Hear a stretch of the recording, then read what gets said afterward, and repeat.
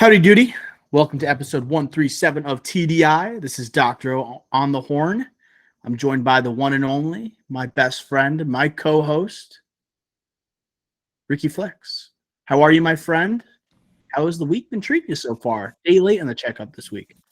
Day late. Tough news week. Kind of slow. I would say slow. Got some trailers though. Trailer roundup's good. Caught up on some streaming though. Slow So news. More time available. More streaming for Ricky Flex. I was going to say, Ricky, since it's the slow news day, I thought we could catch up a little bit on what we've been watching. So you said you've been streaming a little bit. Can you enlighten the audience what you've been watching? Well, first I need to make a request here on the Drive-In podcast. I need to request a doc talk on Manti, the girlfriend that never exists. You know what, Ricky Flex? I watched it today. Wow. What a doc. Two-parter. So 2 hours total, 1 hour each. The first part, going over the life of Manti. If you haven't seen it, going over the life, right? High school, how he got to Notre Dame, where Notre Dame was at the time, what they used to be, what they're trying to become, right? Kind of what you already know. And everyone knows from the title, the girlfriend that doesn't exist. But I think what separates this is like they get almost everybody back that had any sort of part in this, right? And they get Manti opening up his parents, and they get the girl, the transgender now girl. It used to be Renaya, now it's Lenny or Lene. I think it's Raya now. Oh, Raya, yeah. Tuiasa Sopo. Just absolutely wild. Deep, obviously it was deep story, but they even get the Deadspin reporters, how that came to be, their thought process through it. I love that, even though there are question marks around that. A doc talk is in order. So, Ricky Flex, I do have some notes from this documentary because I thought I knew all that I needed to know going into this documentary. So I was looking for those moments where I can be enlightened a little bit, maybe hear a different side of this story, because we've heard the Manti side and we have our own opinions of what happened. And you're right, like seeing the Raya Tuiasa Sopo aspect really changed the game. And it really made me think that she is one of the worst people to have ever lived. That she definitely thinks that, oh, like this documentary, the way I'm gonna come out of this, like people are gonna like view me as like not a bad person. I think less of her after watching this by a lot more. I felt bad for her, not anymore. I as in like what she did to Manti. Like I used to be like sentimental towards her until I saw this doc. Like I think I might have made a turn. I was never sentimental towards her. Catfish, they made it seem like catfishing didn't exist. That definitely existed back in 2011, 2012. Like Catfish was a show on MTV back in 2011, 2012. Don't act like that stuff didn't exist, right? I believe I'm dating myself correctly. But also, it just really grinded my gears, as one Peter Griffin said, when she was at the end saying, like, I hope this people see me on this stage right now, and there'll be people in the transgender community. They're going to be able to step forward and look at like what I was able to do and the courage that I was able to show. I was like, dude, this person literally ruined a person's life.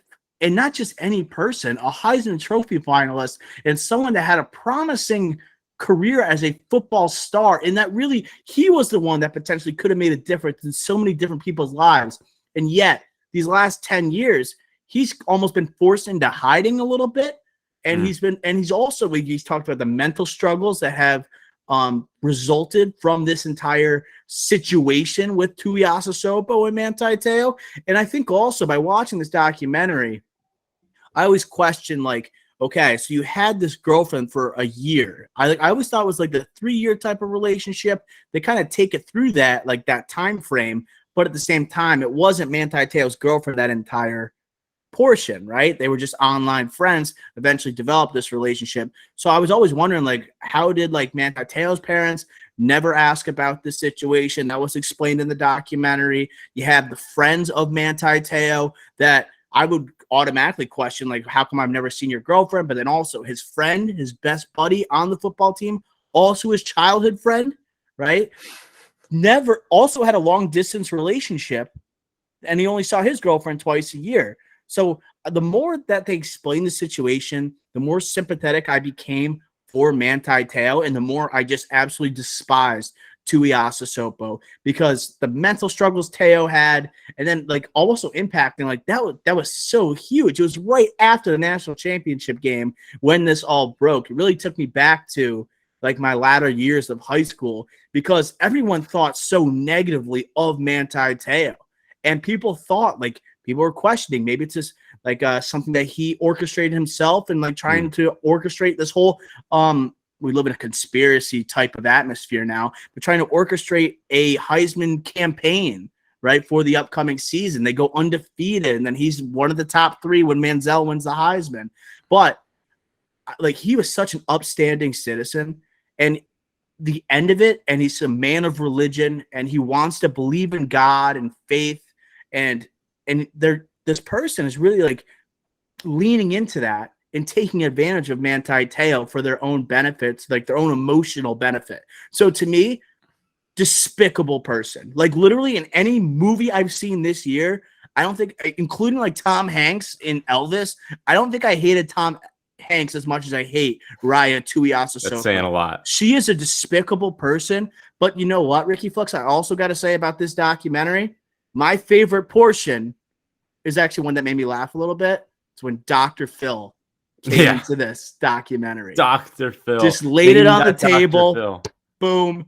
These are my findings. I interviewed Tuiasa Sopo. Totally forgot that happened in general. But to me, I was just like, oh my God, Dr. Phil's in on this. Now you got me locked in. I had to rewind a little bit because I was doing some blogging as like this documentary was going on in the background. I'm like, oh my God, Dr. Phil's on. What the hell? I got to listen up, you know? Whenever Dr. Phil's talking, the audience needs to put everything down and pay attention. No, I think I echo all your thoughts. I think the one thing that I wanted more closure on, and the one person they didn't have on, was when Tuiasa Sopo was catfishing Teo, the woman in the pictures, and they didn't have Netflix didn't get her to come on, but they showed an old interview that she did for like 5 seconds.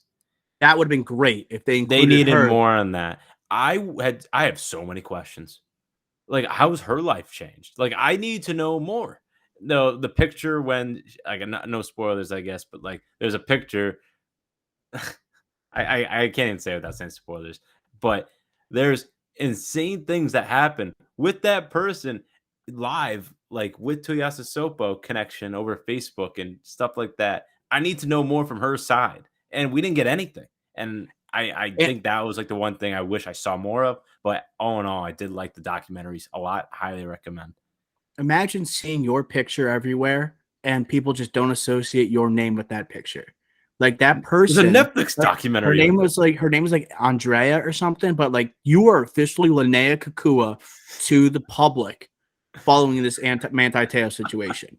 Like, you could, like, your friends know you as your name, but everyone's gonna recognize that picture and say you're Linnea Kakua. Yeah, even though they didn't exist. And then Manti Te'o's cousin, who said he knew her. I need more questions for him. They brought him on for one question. He was on for one question just to confirm that Manti Te'o texted him or Facebook messaged him, and he said yes, and I knew her. You clearly didn't. So I have more questions for you, sir. So what's going on? There were also, I want to point out a couple, like Doc Talk, if I was writing a blog, it's a verbal blog right now, a couple jaw-dropping moments aside from Dr. Phil, because that one, like, Dr. Phil will take your breath away. Just look at the man. So the fact that they came face-to-face with the Build-A-Bear story, the fact that they hugged, and Tuiasa Sopo said he, at the time, felt nothing when he hugged him. I'm just like, that's like, I would have been more sympathetic if you actually like were emotional about it and saying, wow, this is the person I've been talking to for 3 years. But the fact that Tuiasa Sopo says she felt nothing, right, from that situation, and I just felt terrible for Manti Te'o, who's just lost his grandmother. Now he's dealing with the loss of his girlfriend, and then he's finally like coming to terms with all of this. Yeah, go ahead.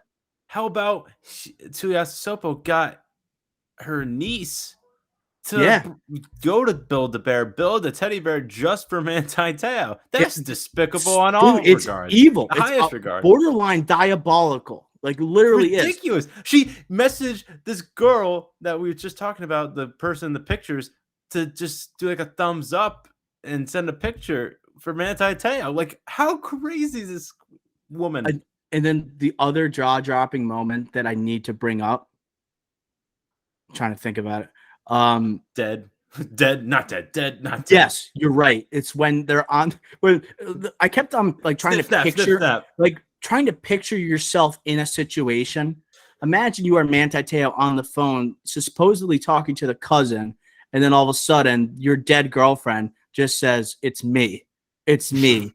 And then I'm just like, what the hell? And that I almost laughed a little bit because that's when Manti Te'o put the phone down. He said he hung up immediately because I'd be like, dude, am I dreaming? Am I seeing ghosts? Am I haunted? Like, what the hell is happening right now? Like, that is as much as like that's like a not funny situation, judging by like the magnitude of it with a national championship game coming up and you're a Heisman finalist. It is kind of hilarious. Your dead girlfriend's like, I'm not dead. It's like to me that is just banana lands. But I kind of wanted to finish up this doc talk, and I think this is a documentary that when you ask somebody what sports doc do you want to see, everyone wanted to see a Manti Te'o doc because they wanted to hear both sides, and they also just wanted to know more about a situation that we had very surface level information of, and it was a lot of just like public discourse, and people are just going to think whatever they want to think. It's important that we hear Manti Te'o's like side in this situation.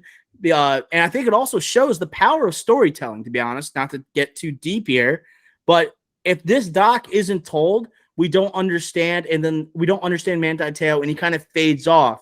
And then we remember him as someone where we question his sexuality, where we question how much of a role did he played in this situation. But now I think it's a majority. I would say 99% of people who see this documentary have flipped the switch and said, I feel terrible for Manti Te'o. He was a total victim in the situation.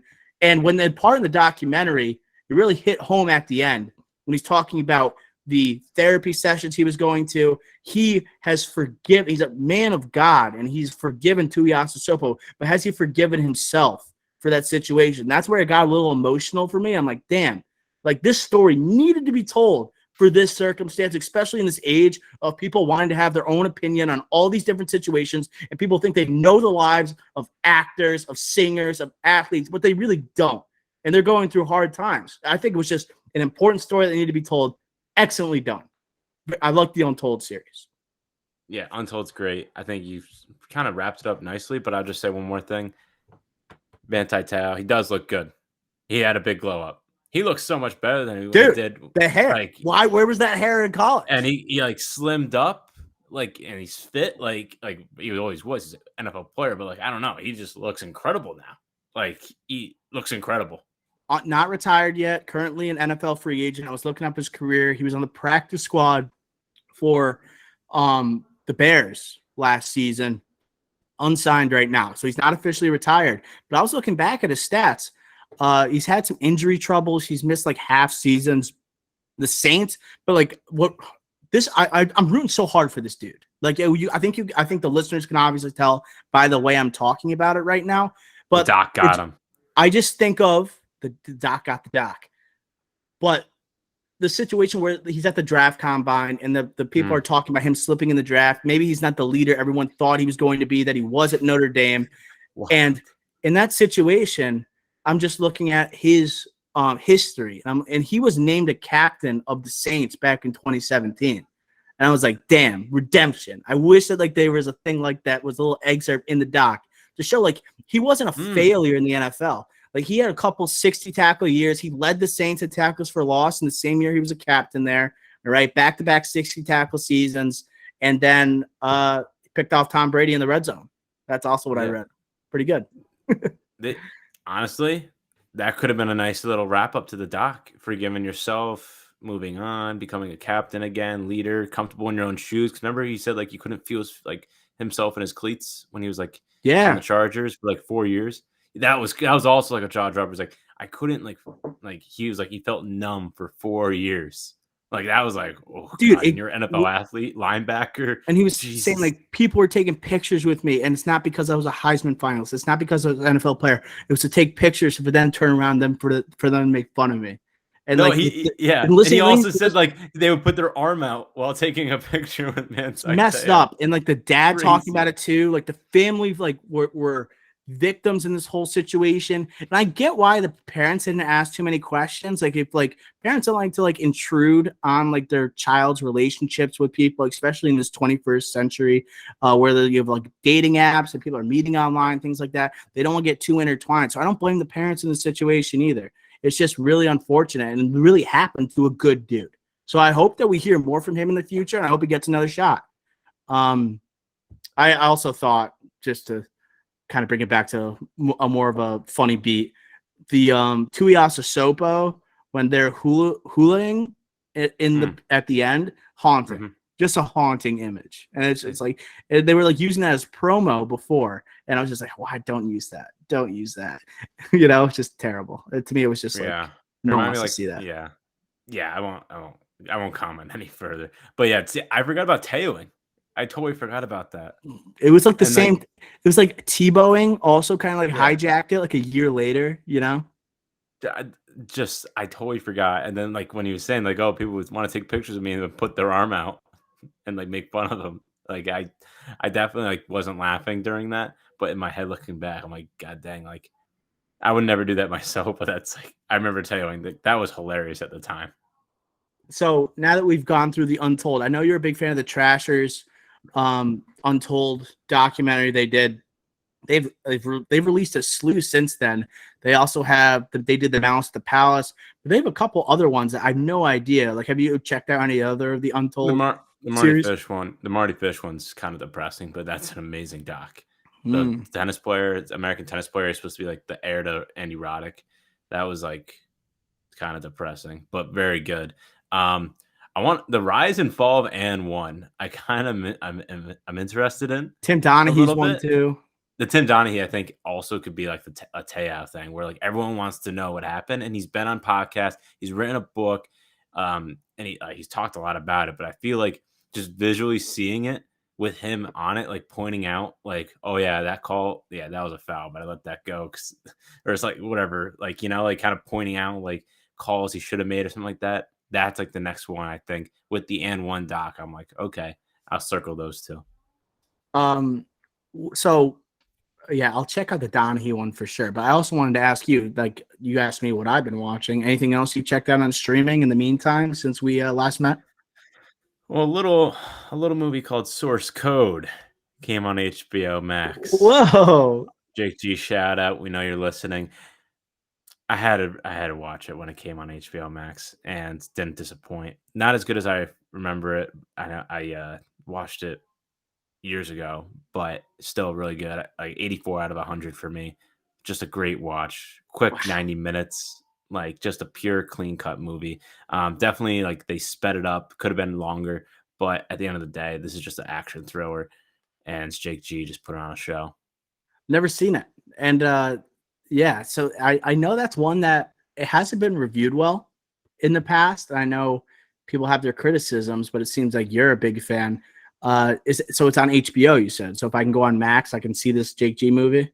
It's on HBO Max, yeah. Okay, perfect. I'm gonna. It's check a classic. this week. Like I'm gonna guess Rotten Tomatoes probably high 60s if I had to guess. But this is like this movie is like similar to like an Unstoppable, like that's on TNT all the time. Like this should be on TNT all the time. Ricky, guess what the Rotten Tomato has? Oh, Source that code. face 44. Opposite way, bro. Is it an 84 with me? It's a 92 with an 82% audience score. I thought Source Code got a bad rap. I might be thinking of the one where he puts on the headphones and starts dancing in the streets. That's Demolition Man. Yeah. I haven't seen that, but I always watch the videos of Jake G dancing because those are awesome. To whatever song that someone puts in the background. Those are great. So Source Code, I'm going to put it on the list. Any other movies you've checked out or series? I know I have, but those are just the two I watched like literally the past 2 days. So like that's like most recent. I know you finished Only Murders, right? Yep. So, we're gonna get to that in a second with the checkup. But anything else other than Only Murders? I'm still grinding through that, but no, like that's pretty much sums it up. Oh, so Like you haven't finished Only Murders? no, I'm still working on season 2. Okay, because I'll just get it out of the way now. Paul Rudd has been confirmed for only Murders in the Building season 3. I won't say any more, to be honest, because I want Ricky to finish the season, and yeah, I think that's just better off. I guess fewer words than more. I guess that's how we'll approach it. Not finishing the season yet. This seems like a great fit for the show. But I want to get your. I personally think season 1 is a lot better than season 2 of Only Murders in the Building. I'll say so far I agree. And I think that, like, writing wise, they're taking some liberties in the second season. Like Mabel for like what episode are you on? Like 4. Okay, so I'll just hold off. And I just think like they're taking advantage of some of the characters in the show. And I think it doesn't flow as well as season 1 did. But the performances are all still top notch, and it's still a very entertaining show. Nice 30-minute watch. I did want to tell you, Ricky Flex, and this is also a message for Scotty Furious. I watched Fast 5, I think 2 nights ago, and I don't remember what happens at the 4th installment of the Fast and Furious franchise. But after watching Fast 5, and it's the first time I watched it like from the beginning all the way to the end, it's the first time where I kind of sat back and I said to myself, I kind of get it. I kind of get it. Yes. Like we got him. Because it's like I'm not into like the racing aspect as much, and it seems like this is the one where they just went all in, saying this is no longer just a race car franchise. It's how it started, but like bringing in like The Rock in the situation, Paul Walker switching sides officially, like when you're on the other side of the wanted poster, and then watching the lunacy of a lot of those stunts, especially the train sequence at the beginning. That is like a message sent to the audience saying this movie's different. It's dangerous as hell, right? You get like literally nothing is out of bounds. There are no limitations to this franchise. We are going to like hijack this train, steal 2 cars. When the cars come off, they're already going to be running and you have to steer them. And then the DA is going to be on and you're going to have to like take those guys out at the same time. Then you're going to jump off a 100-foot cliff and jump out of the car and then land safely with no broken bones. Like that scene, I think, established the rest of the Fast and Furious franchise. They drove us safe throughout Brazil. Right. Like, I think that just shows like, oh, like anything goes in Fast and Furious going into the future here. And this is Brazil. Still the best line ever in the Fast and Furious movies. Do you know where most of the movie was shot? Any idea? Because no. it's just hilarious to me how this movie goes like the Fast and Furious franchise went international like with this movie, and when they say this is Brazil, you're like obviously you think Florida. it's like shot in Rio de Janeiro, but it's shot in Puerto Rico. Oh, okay. For tax incentives. I did a little research on that. I was just curious because like they seem to take on that identity, that international identity for much of the movie. But I also want to talk about The Rock for a second. This movie and the way Rock acts, it reminds me of an 80s macho actor. Like he is a pure, like almost like an Arnold in Predator, where anything comes out of his mouth, you can't take it too seriously. He's going to have that bravado that goes with it.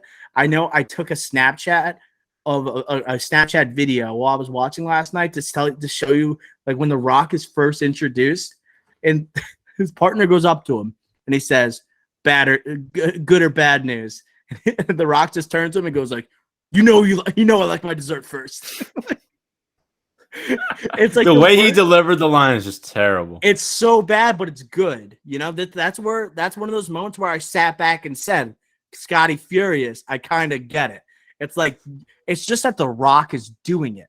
You know, if someone else is doing it, like a first-time actor, you roll your eyes. But it's The Rock, and you know he's oiled up. His guns are as big as ever in any movie. I don't even know if Black Adam's going to be able to match it.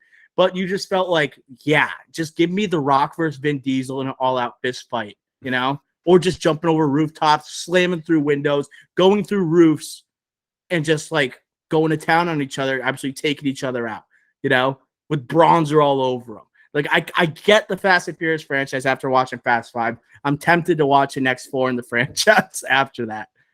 I think if I had a power rank like Fast 5, and then 7, I would say, then the first one would be like my top 3. Okay. So you don't like the originals too much, like the first 4? The first one's my third favorite. Okay, the first one is. I like it when they go crazy. That's Fast and Furious to me. Yeah, they go crazy. It's again, like, I don't think it's about the racing. I think it's just about the stunts. It's about the spectacle. It's about how big this is and how far they could take it. They went to space in the last one, and they're gonna go further. There are no limits. Like, I think Fast 5 established that, though. Like, anything could happen. That was here. Yeah, I agree. And then also later on, when like Helen Mirren and Jason Statham are like joining the franchise, Charlize Theron is joining the franchise. It's like there's no stopping this train. It just keeps on rolling. The first one almost feels like it's in a time capsule for me. Like, it's forever stuck in 2001, and I will never watch it again. It's like Paul Walker.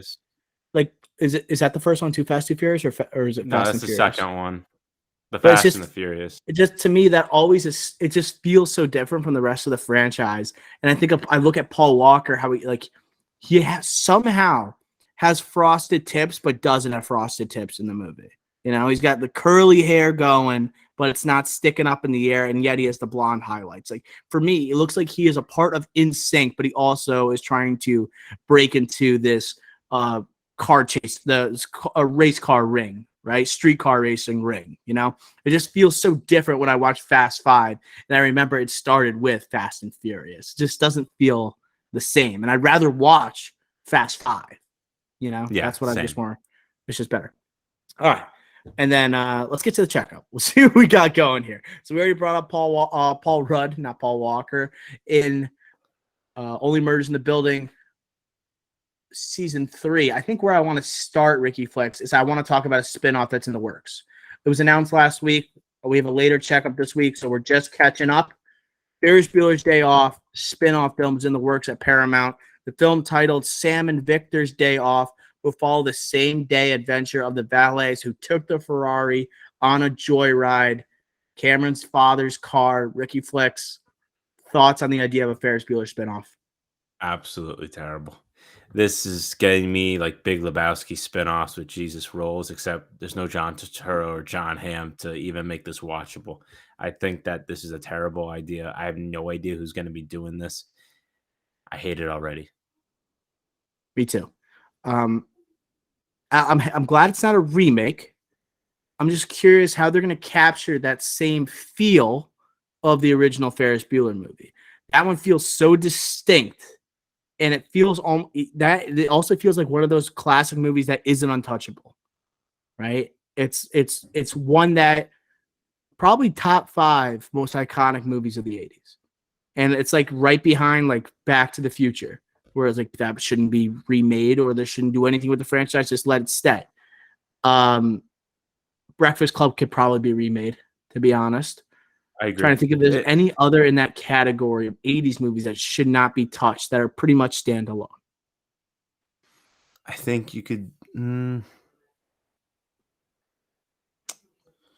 know. I think you could do a lot there. Like Terminator can't be remade, but it's had a bunch of spin-offs. I guess Breakfast Club shouldn't be remade just because it's good just as its own. And I think it would be just a lot of kids on their phones, and they would just take on the identities that not a lot of audiences would want to see on a big screen, to be honest. Like, you would have some kid like doing a TikTok in one room. You would have another kid just like doing armband workouts in another one. It just wouldn't be, it's not as translatable, not as fun to watch.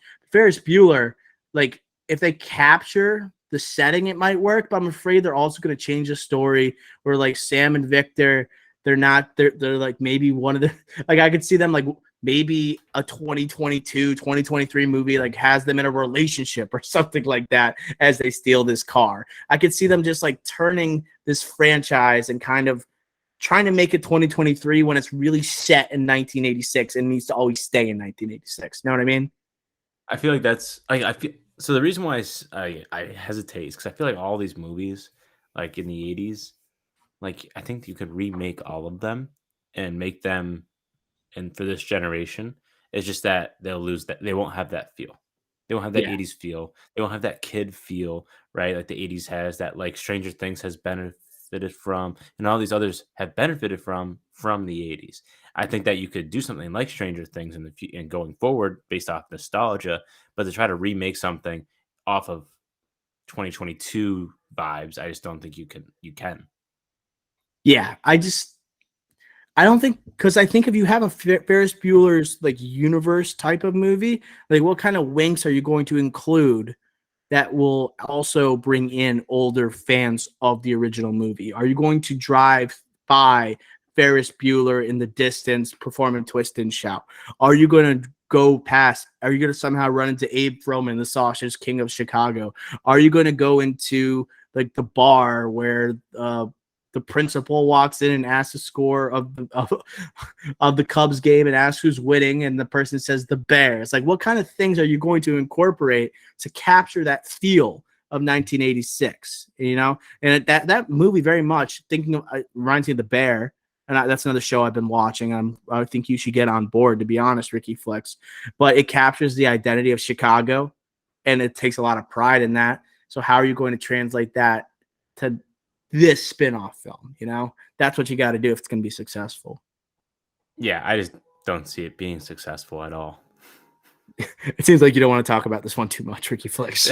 like seriously, like who these guys get? Sam and Victor, I didn't even know their names until today. I didn't know either, dude. Maybe they didn't have names. That's a movie I've wanted to revisit for a long time, just because it's just always fun to rewatch. One of the most rewatchable movies ever made, by the way.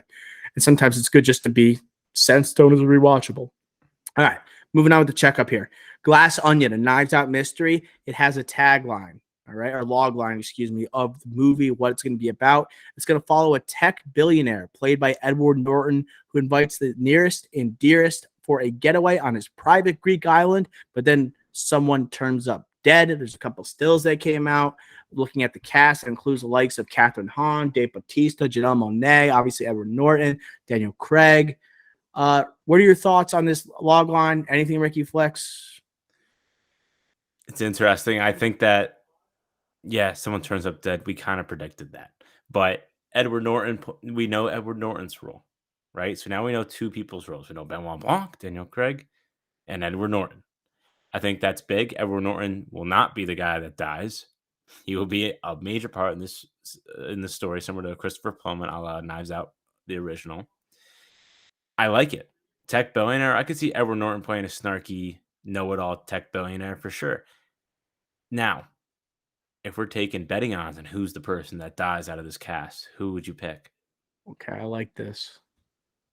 Well, Edward Norton is going to die, I would say. And then They're going to follow the same plot as like the first one again? I don't know if he's the first to die, but I think like knowing Edward Norton, he's going to be the guy who plays it off like he's going to be like, oh, he definitely did it, you know, like in the beginning of the movie, but then he's going to die and like, oh, he couldn't have done it because he's dead.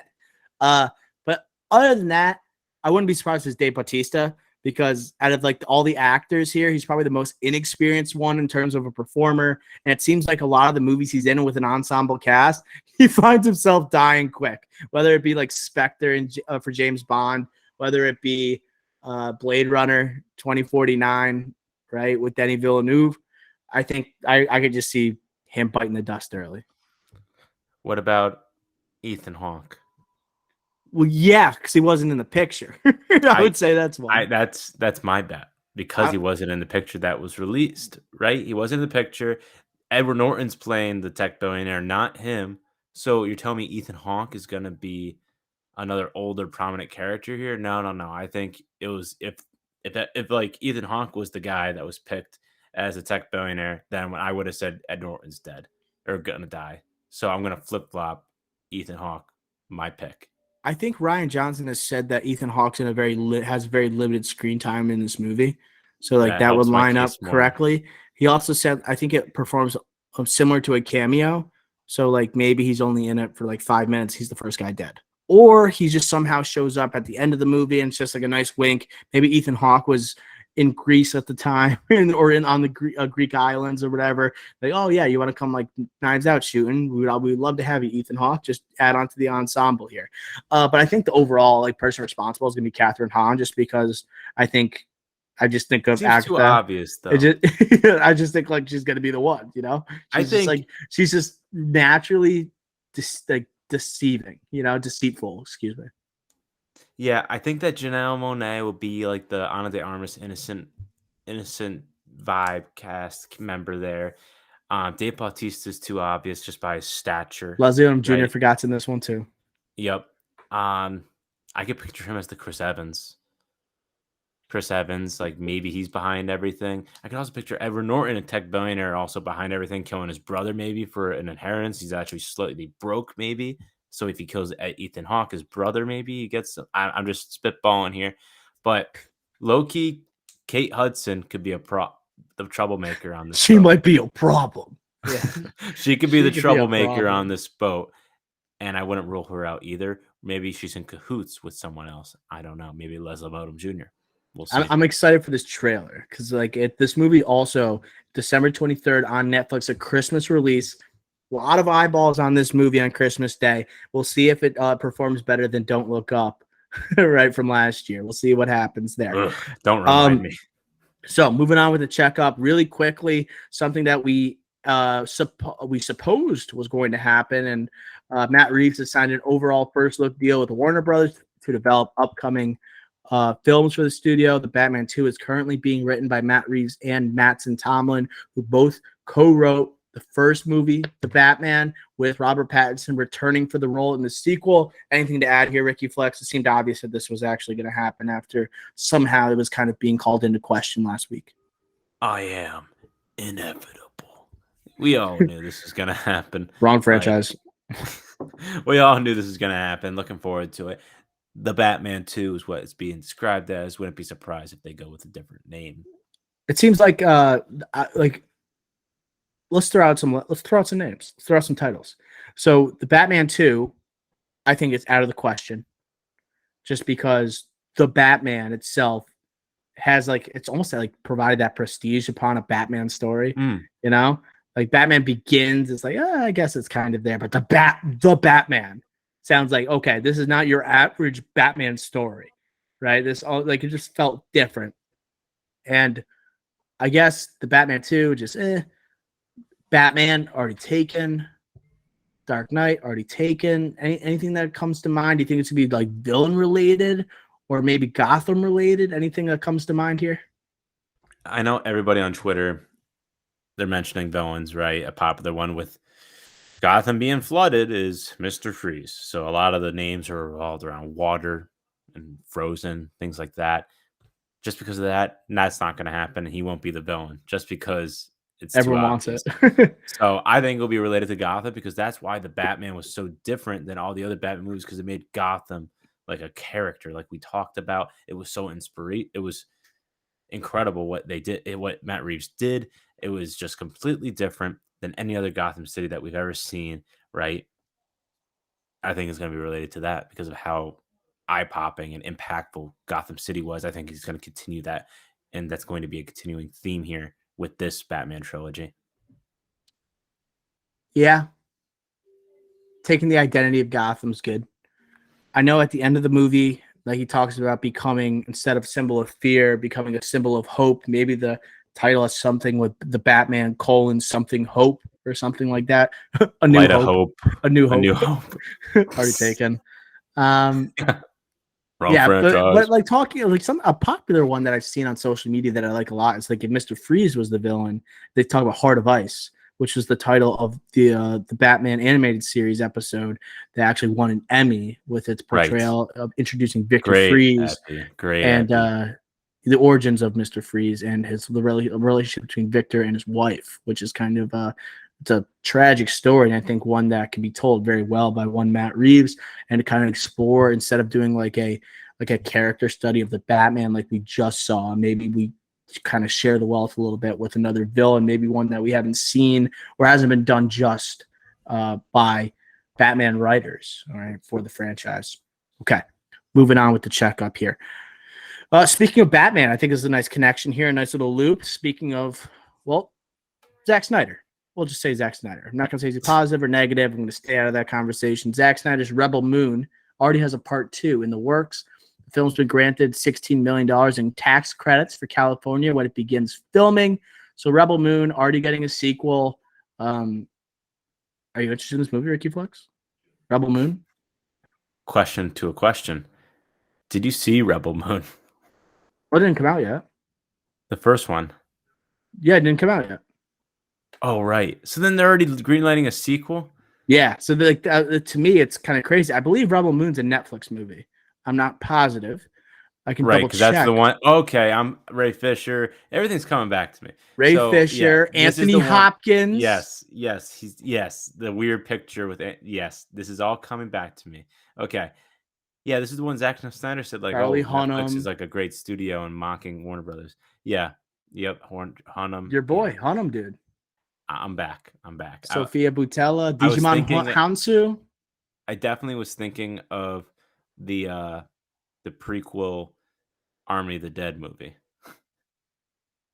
Oh yeah. What was that called? The Thieves? Army of Thieves. Yeah. That came out. I'm on the Wikipedia page for Rebel Moon. This is what it reads. Rebel Moon is an upcoming American epic space opera film. That's what it says. Space opera. So I guess like basically comparing it to Star Wars. Corey Stoll also Corey Stoll, Carrie Elwes. I forgot that he was in this too. I'm trying to think. Yep, Corey it's gonna Stoll, be. He's kind of gone down, huh? I thought he was gonna be something like, dude. He was what? Apparently, he's gonna be MODOK in the MCU. How does that work?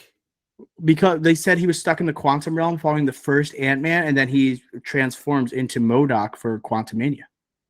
Huh. So not only, and people were always expecting Bill Murray to be MODOK. He's a little old for that role. So it's like he has a prior relationship to Michelle Pfeiffer's character, Hope Van Dyne. So instead, like MODOK's going to be one Corey Stoll that was stuck in the quantum realm, but it's going to be unleashed from Quantumania. Okay. I get that. I could see that. Just, I don't know. I didn't like him that much in Ant-Man. Like, I just didn't. I don't think he's a good villain. He was super corny. Corny. And like West Side Story, just he was good in that. That was like, I think he was good, but like, it was easy. You're playing a racist cop. Like, it's also just being a part of a Spielberg movie, being part of that an iconic story. I think that was more about it. And it's an important character to the story. It's maybe not a ton of lines and you don't get a ton of screen time, but it's still like, I played this guy from West Side Story, and it's on your filmography, it's on your resume, Yeah, no, I see what you're saying. I don't know. Let's see how he does in Rebel Moon, and let's see how he does in everything. As maybe Ant-Man Quantumania. Did you like him as Junior Soprano in The Many Saints of Newark? He was pretty good in Many Saints of New York. Yeah, he was pretty good. I was waiting to drop that on you. I was waiting to drop that on you. But you're right. All right. Speaking of the MCU, let's transition to a new upcoming star in the MCU. Simu Liu has been cast as the villain alongside J-Lo in Brad Payton's movie Atlas for Netflix. The sci-fi thriller follows a woman fighting for humanity in a future where an AI soldier has determined the only way to end war is to end humanity. Simu Liu as a villain opposite J-Lo. Netflix film. Any thoughts, Ricky Flex? I don't know. It's J-Lo, so anything could happen. She could put in a great performance, but this definitely is definitely the just get seen by as many audiences as possible action thriller. So not necessarily going to be critically acclaimed, but another good looking person, Simu Liu, Marvel star, now superhero. Let's put some big stars up on the screen. Makes sense. Like, this won't be the greatest movie ever, but this could be entertaining. Hopefully J-Lo puts in a performance here. Simu Liu, again, on the rise. Barbie, this, still Shang-Chi. I like it. It's good to add to the filmography before he makes the turn from big movie star, which he is now, being a superhero, now this. to whenever he wants to make that turn, if he ever does. I'm very excited to see what Simu Liu does in the near future, especially because his breakout was a Marvel superhero. He didn't have a breakout and then got cast. His breakout was being hired by one Kevin Feige in Marvel Studios. That's kind of nuts. That doesn't usually happen. Then moving on from that, after this breakout role, he's going on to maybe what's going to catapult him into another level, like to the next level, I guess, with Barbie, like you talked about. And then this one is also like kind of diversifying the portfolio as a villain opposite J-Lo, one of the most popular figures in pop culture right now. And for Netflix, right? So we'll see how that does. Like Netflix with action movies doesn't always have the best, doesn't have the best reputation, judging by the latest with The Gray Man. We reviewed it. Check it out earlier in the podcast feed if you're listening right now. But I like to see him as a villain. I can't seeing him taking it so seriously as a villain. I have a feeling it's gonna be like a snarky type of villain, one that's a little bit sarcastic, judging by like how I've seen him in both Shang-Chi and the Legend of the Ten Rings, but also just online. He's big. He's active on Twitter. He also has a sense of sarcasm to him, and he's a likable dude. So I don't think he's going to be a very unlikable villain, if you know what I'm saying. Yeah, he won't be like that menacing villain. He'll definitely be the snarky, quick-witted comments, also good looking. So I think they're going to play off of an action thrower for Netflix, like definitely going to play off of the personality of the actor rather than trying to do this transformative role for him, especially early on in his career. Right. And speaking of snarky, sarcastic actors, Ryan Reynolds' Clue movie is moving forward with Oren Uziel set to write the script. Rick, you're a fan of the original Clue? I honestly have not seen it since before like elementary school, and I didn't even watch it in full. Like I just turned it on in the middle of it. I remember watching this with Dad all the time. Maybe you weren't in the room when we were watching, but I remember watching that on repeat, and I actually love this movie, and I hope it's done justice because it has an amazing ensemble cast, and it was a really revolutionary type of movie with the 3 different endings. You know how it ends, right? Where it has like 3 different potential endings. That's what I've seen, like the end, like the second half of the movie. I wish movies were as creative as this was when it came out, where it's like a choose your own adventure type of ending. And then Tim Curry is unbelievable. This is a movie, I guess it's not untouchable, but because it's a board game, it's adopted off the board game. It could be made for modern audiences, but you just got to make sure you do the ensemble justice. Like this is one where it's not to like the off limits of one Ferris Bueller's Day Off that we just talked about, but I think it's still a very valuable property. I think it's in good hands with like a Ryan Reynolds. I don't know if I'm going to have him as like the Tim Curry of all of this, but I guess we'll wait and see and hear more about the cast before I make assured judgments on it. Yeah, I think that's like with Clue, like so many different characters, a whodunit, like that. A cast is huge, but if you have a name with Ryan Reynolds already attached, what did we talk about last week with Bullet Train? Like cameo galore, right? Just by these names, and Ryan Reynolds, like he attracts names, so that's good for a huge potential ensemble cast. I like that. And this Oren Uziel, like wrote Don't ask 22 me if Jump that's Street. Right. Yeah, I won't. Wrote 22 Jump Street, so he's got the comedic chops, right? Wrote The Lost City, more comedic chops. He's done some action movies like Mortal Kombat that we reviewed last year. He's doing what do you call it? Detective Pikachu 2, which will have Ryan Reynolds, so there's a clear connection there. So yes, this isn't going to be like award winning or anything, but this could be like a very fun movie that we can all enjoy with a big ensemble cast. And who doesn't love Ryan Reynolds when he's like hitting on all cylinders? So let's try and, because we just reviewed Bullet Train. Oh, sorry. I don't know if I could say this actually, but I was going to say Bullet Train, David Leitch, director, works consistently with Ryan Reynolds, also works with like one Brad Pitt.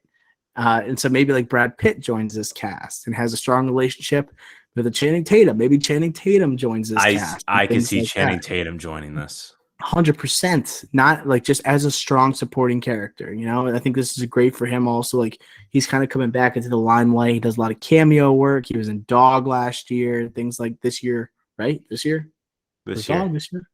Yeah.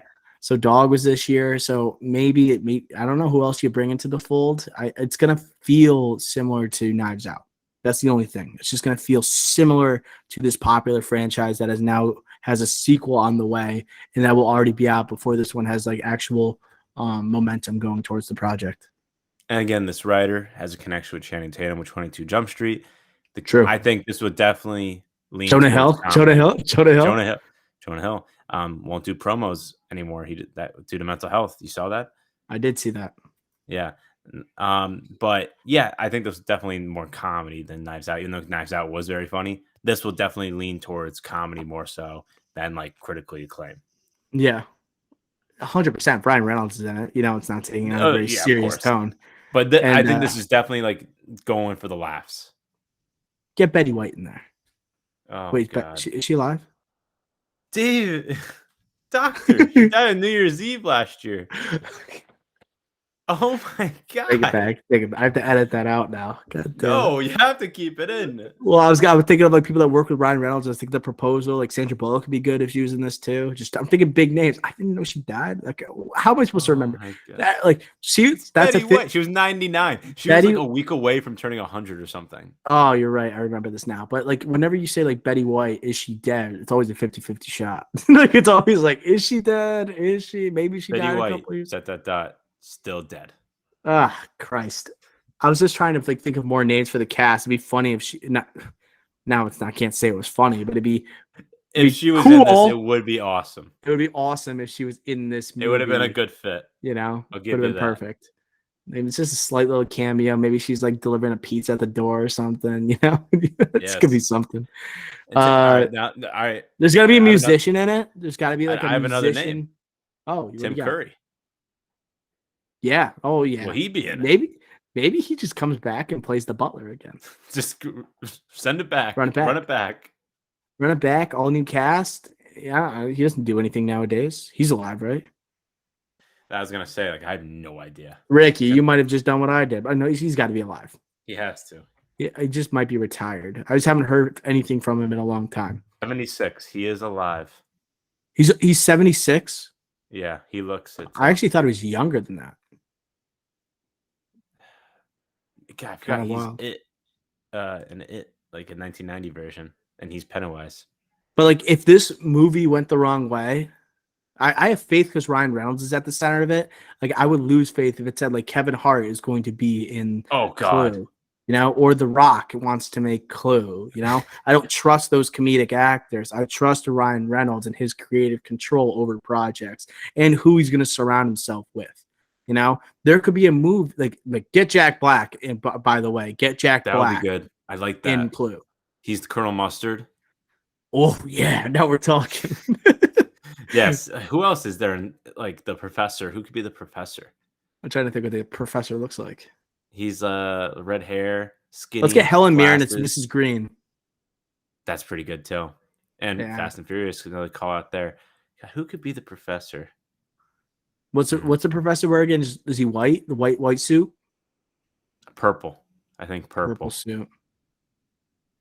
Who could be the professor? Tough. I don't know. We'll let that marinate. Yeah, we already said Jonah Hill could be in this movie. Yeah. Maybe he's the professor. You know. What other characters are in Clue? I'm trying to remember other people. Mrs. Green, Mrs. White, or Mr. White. Maybe it's Mr. Green and Mrs. White. Mrs. White looks like the maid, and that could be Helen Mirren. I think there's Mr. Green, who's a little rotund. Miss Peacock. Oh, she's white hair. Miss Scarlett. Oh, Miss Scarlett on the Armas. Easily. That Mrs. or Scarlett Johansson. Scarlett Johansson could be Mrs. Scarlett, White. Yeah. What's her name? From Schitt's Creek, the wife. Catherine O'Hara. She should be in this. Yeah. Oh yeah. That would be good. Mrs. White. No, Professor Plum. That's it. Professor Plum. That's the name. Is that the fat guy? No, he's the professor. He's the skinny guy with like the crazy red hair. Yeah. Yeah, Mr. Green. Maybe Harrison Ford. I'm trying to think of We're moving on. I'm seeing pictures here. Rick Moranis would have been great. A King Kong series is in the work at Disney Plus. Stephen Folsom will write the script. Oh, Stephanie, excuse me. Sorry. It's not a Tuiasa Sofa situation. Stephanie Folsom will write the series with James Wan set to executive produce. The series will explore King Kong's origin story and the mythology behind Skull Island. It's important to remember here, this is not the same King Kong that was in Kong Skull Island or Kong versus Godzilla latest from Warner Brothers. King Kong is a public domain, so Disney Plus is taking a crack at it. Any thoughts on a King Kong series for Disney Plus? Confusing. It's a public domain. Terrible. Like what? I thought for a second it was Apple TV Plus for a second, but that's another show. Why does Disney Plus need this, dude? Like they have Marvel, they have Star Wars, they have Pixar. Why are they trying to hijack like what they're trying to do with the MonsterVerse at Warner Brothers? Like, why can't they just let it Apple. be? And Apple. Like, why? Like, it's like you're trying to negate their game, and like just let them do their thing. And like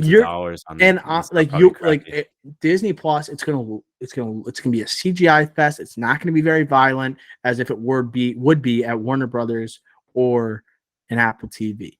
Let it be. It's not gonna be as enjoyable for audiences that actually want to see a King Kong movie. Get this out of my face. I might eat my words for saying that, but I don't want it. I'd rather keep exploring the MonsterVerse for Warner Brothers, and I'm actually more interested in seeing Apple do it than Disney. Yeah, I just don't understand why Disney, like, they have so many resources already invested in Star Wars shows and Disney and Pixar shows and Marvel shows. Like, they're spending so much money on that, visual effects, CGI, VFX. Why do a King Kong origin story? That's a big question mark, especially with this huge outcry and protesting or boycott, whatever you want to call it, about how much they put their VFX people to work, and it's clearly showing up in their work, and they're clearly overloaded with work. So it's like, why do this? Like, this is shocking. It's a great connection you just made. Just like the VFX, what's going on there? Marvel already has their hand, like they have their hands full with Marvel going on. Star Wars is revving up. Get this out of here. It's just gonna ruin relationships even more so, and diminish the CGI and visual effects even more so than they already have. They got to be like the studio that uses VFX more than any other, and it can't even be close, especially with the output of Marvel production that they have. By the way, did you see the new She-Hulk minute-long teaser for tomorrow's episode? Yeah, I watched it. Looked terrible. Like the VFX looked terrible. We'll have our review tomorrow. We'll talk more about it then. I can tell you my review of that scene was terrible. That just VFX was so bad, bro. So bad. It's like the effects are trying too hard. It's like we always talk about video games, how they look too real, but we want them to like look like video games sometimes. This is Madden. Like, yeah, right. It's like this is like doing the opposite. We're like, yeah, we're actually listening to you. We're trying to make it look not realistic, but when you compare it to the Hulk and Mark Ruffalo, it's like, oh no, we want it to look realistic. Like, you're messing up. You thought we wanted this, but we didn't. Hulk looks like a human now, bro. I swear, like I was watching a breakdown of last episode on New Rockstars, like I know competitor, but also very nicely done. They did an amazing job talking about Marvel with Hulk's look. He looks so good, but it almost goes to the point where he almost doesn't look like Hulk anymore. You know, he almost doesn't have that comic book look to him, and he's not as big. Yeah. But even like the color, it's a little fainted. It looks like they like made him look. They tried to age his skin almost like you age someone's hair, you know, make it gray. Right. To me, it's like a little bit of that. But She-Hulk is she's so vibrantly green and looks so different from the Hulk that was in episode 1. That just makes me think like, okay, just not as good. It just doesn't look as good. How's that? All right, that's gonna do it for the checkup this week. Let's move on to the trailer roundup. Start off with some Pinocchio talk. We get the new trailer for Robert Zemeckis' live-action remake from Disney. Yet another animated movie going on to the live-action scene with a little bit of CG mixed in. Film releases September 8th on Disney+. Initial reactions to the Pinocchio trailer, Ricky Flicks. We have to stop Tom Hanks. Yo, I disagree. I disagree wholeheartedly on this, Ricky. I'll let you go, though. I think if this came out before Elvis, I wouldn't be nervous. But I think now that Elvis came out before this, I'm nervous about the accent. I'm nervous. I don't know. I think the I part is good for him. I think it's much better than what Captain Parker was for Elvis. I think this match is better for Tom Hanks, but I'm nervous. I'm not saying he didn't do well in the trailer. I couldn't really tell, to be honest. So I think that's a start. I just think that, yeah, I'm gonna wait and see. And if this is bad, I think you we kn- need to put an end to Tom Hanks and accents going forward. you know what sold me with the Tom Hanks here? The It's dancing, when he yelled Pinocchio, Pinocchio at the top of his lungs. the I was just Spanish, like, yeah. yeah, I don't, not sure. Nacho. But I do think this is a great follow up to Elvis for him. It's like, okay, I'm gonna also disguise myself a little bit, be somewhat unrecognizable, but still like it's Tom Hanks. And it's also it almost has a like a Saving Mr. Banks, Walt Disney like type of role, I guess, for Definitely. him. And just a more likable role following the backlash of Elvis. It almost seems like he planned this out. By the way, like you have the two like kind of the costumed type of characters, but just on totally different parts ends of the spectrum. I think Pinocchio looks great. I actually have more hope for this Disney live action remake than I have for their previous ones. When you look at their previous ones, Lion King, Aladdin, and Dumbo. I think there's something else mixed in there that I'm forgetting. But the latest three Beauty and the all did Beast. not. Beauty and the Beast was I like that one. I like Beauty That and was the great. Beast. That was good, and I like this. I like the soundtrack especially from that one. The vibes of this one seems like it's core to Disney, and it looks like it's core to the story. They're not making too many adjustments, and it seems like they're going to be doing the actual story of Pinocchio justice. One that I didn't have as much interest as a kid, but now as an adult looking at it, I think it could be potentially something special. And I like Jiminy Cricket looks amazing too. I don't necessarily love what a couple of the lines that like Joseph Gordon-Levitt was laying on us in this trailer, but I'm just confident in this movie and just having that Disney magic that somehow seems like it's being applied here, especially with what the "When You Wish Upon a Star" cover that's like going throughout this movie. Cynthia Erivo as like the fairy godmother. What's her role? The fairy, just a fairy. Yeah, very, very Fairy godmother. Yeah. Yeah, but I just think I have more faith in this one for whatever reason. Tom Hanks just seems way more likable. It just seems more faithful. Yeah, the night like the first Pinocchio was 1940. Like it just looked scary. Like it was like a horror movie to kids. Like I know for us it was. I think this definitely complements it better. We got to look at the whale, the scary whale from the 1940 version. Doesn't I look as would scary, cover my eyes in that climax sequence when Pinocchio is like dead on the shore. I would close my eyes because it was so goddamn scary. but like I think this looks pretty good. I think Deadpool kind of like just changed the game with like the eyes, right? Like the moving eyes, the emotional like reactions without a face. I think Pinocchio as a puppet, I still would like the eyes to move a little more. I was kind of looking for that. I think that would have helped. They were. I was trying to look for it. Tough. And then also Jiminy Cricket, I was looking for it too. Trying to like Joseph Gordon-Levitt, like JGL. I couldn't really recognize his voice that much in this. He went super Yeah, high pitch. and I'm not saying it's good or bad. I'm just like surprised. I think he just on his own voice would have been pretty good. So I'm interested to see how I'm going to like that throughout the movie. In all, I definitely agree. Like this looks a lot better than like Dumbo looked. We all kind of knew like Dumbo, Aladdin. Like I think Aladdin we had high hopes because Will Smith as the genie. Like we were like, oh my god, like this is probably like the best that you're gonna do A post lot of Robin pressure on Williams, him too. right? But, like, I didn't particularly like that movie, didn't like Dumbo, what was it? A couple other live actions? Not Jungle Beauty and the Book Beast, was that was good. great. Jungle was really good, but the second one wasn't, Milwaukee wasn't very good. That But, that yeah, wasn't associated with Disney though. right, That right, was okay. Netflix, Andy But Serkis. in all yeah, but in all, this looks pretty good. I'm looking forward to it because it's a Disney Plus as well, so I don't have to go to the movie theaters and see it.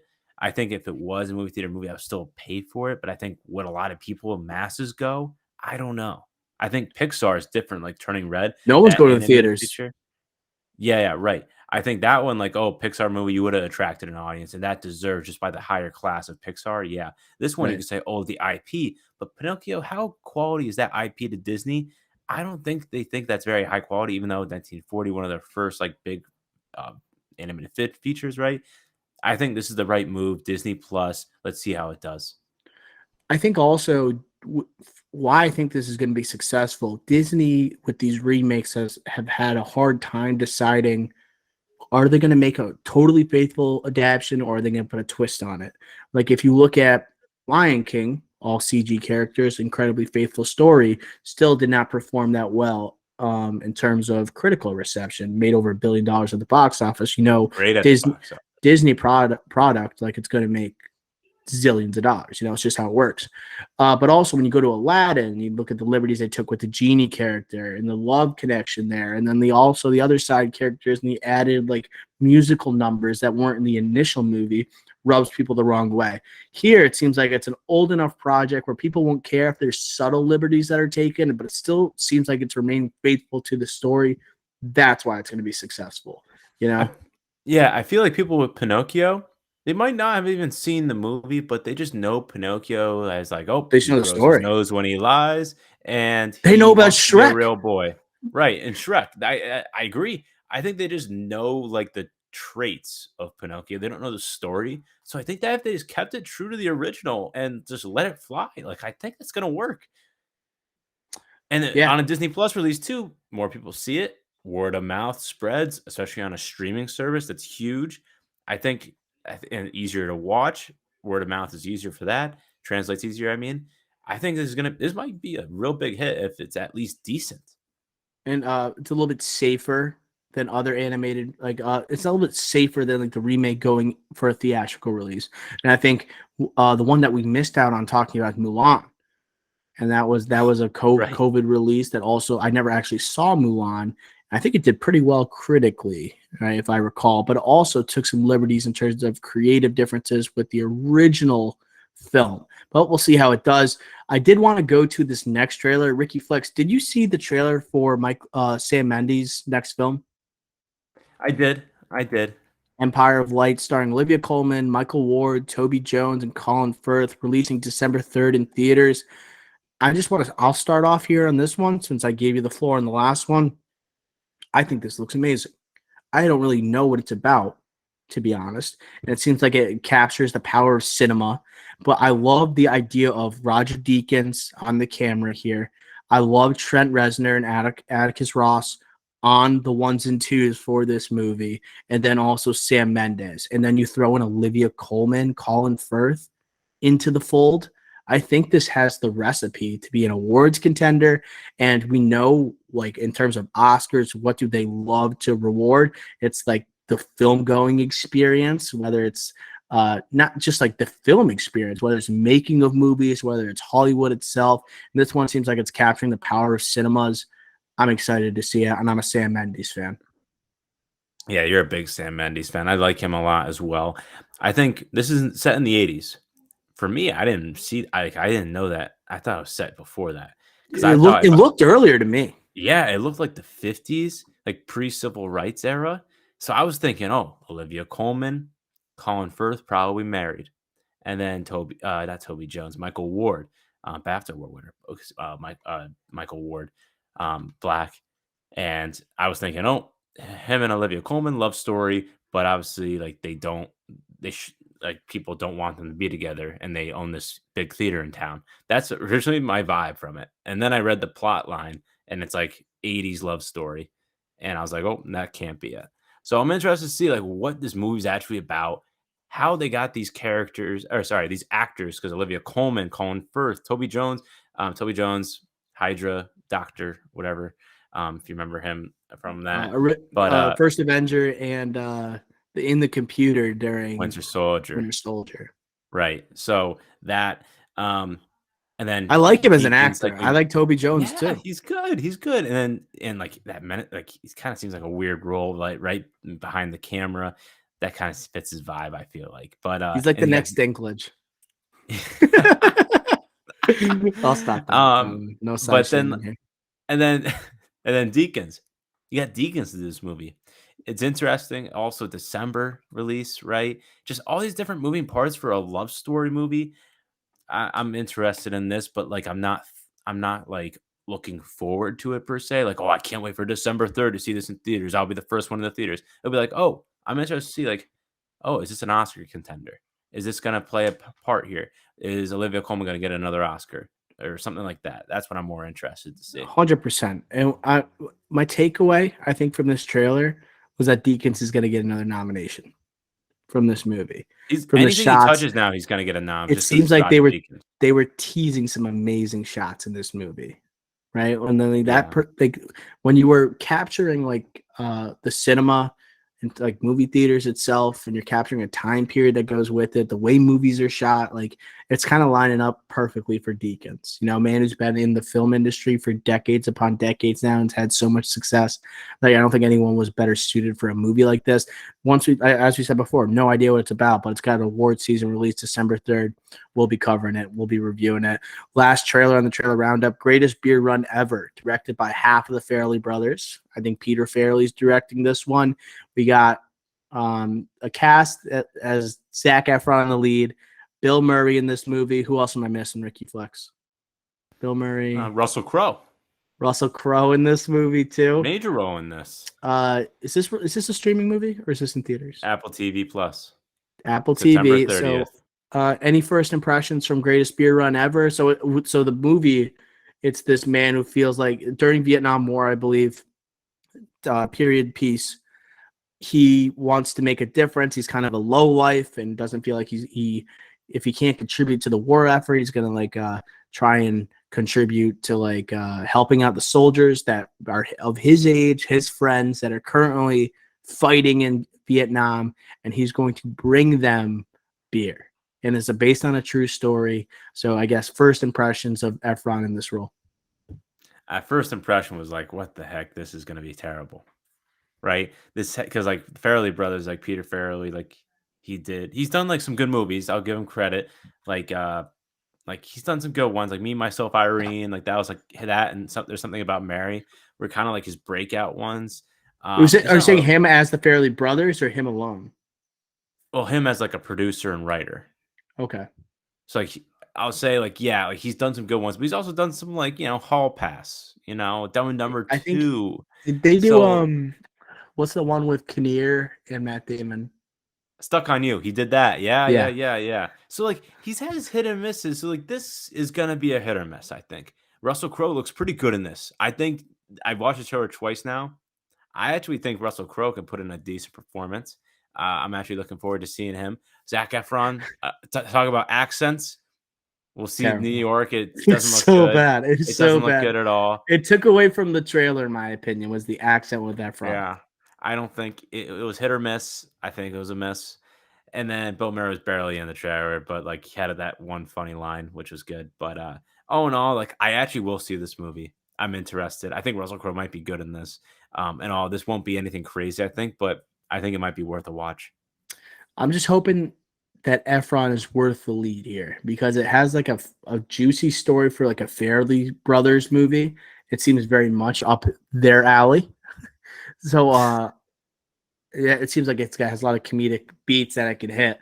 We'll see if it can deliver. I'm not sold on Efron leading this with quite a quality cast. I want him to so bad. I think did we draft him with the was it Not living up to the hype. Oh yeah. So I forgot how we labeled that one. It was a mouthful, but I guess I guess didn't live up to the hype draft. Is that what we called it? What do we say? Not unfulfilled draft. Unfulfilled potential. And Yeah. Efron, let's see if he tries to fulfill that potential that we all thought he had following his role as Troy Bolton in 2006's High School Musical, directed by one Kenny Ortega. We're sorry. All right, that's going to do it for episode 137 of the Drive-In Podcast. If you're listening right now, make sure you follow wherever you're listening on all listening platforms. And if you care to switch from Spotify to Apple Podcasts to SoundCloud, it's all there. If you're watching on YouTube, make sure to hit the subscribe button afterwards. If you're on YouTube, make sure to also check out the recently uploaded Brad Pitt draft, along with the House of the Dragon episode 1 reactions, both on YouTube right now. Give them a watch, give them a like, leave a comment, do whatever you please. If you listen on the podcast, rate us 5 stars, leave us a review. You give us a review, we'll shout you out in the podcast and give you all the love. Make sure you're following us on the social feeds, Twitter, Instagram, Twitter at the Drive-In Pod, Instagram at Drive-In Pod. A lot of fire content, a lot of fire graphics coming from one Ricky Flex. Later on this week, tomorrow, we have She-Hulk. Episode 2 reactions. We'll talk a little bodies, right? That's in cinemas right now. That's going to do it for episode 137 for Dr. Rowe and Ricky Flex. Until next time, we will smell ya.